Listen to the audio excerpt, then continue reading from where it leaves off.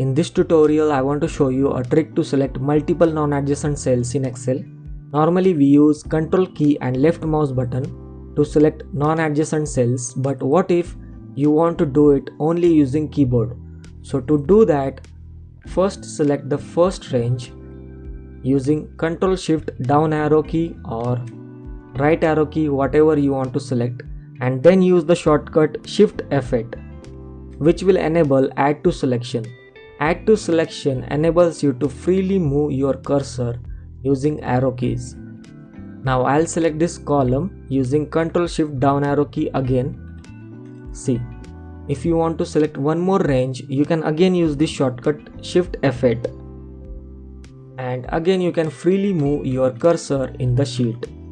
So I am selecting these two cells. Now if you want to select one more range, you have to use this shortcut again. So Shift F8. But what if you don't use this shortcut? So let's say now I'm not using this shortcut and I'm using arrow keys to move, so it will remove the selection. So basically, after using Shift F8, if you use Shift key to select cells, it will remove the Add to Selection mode. You can also use this shortcut with mouse. Press Shift F8 and then use left mouse button to freely select any cell.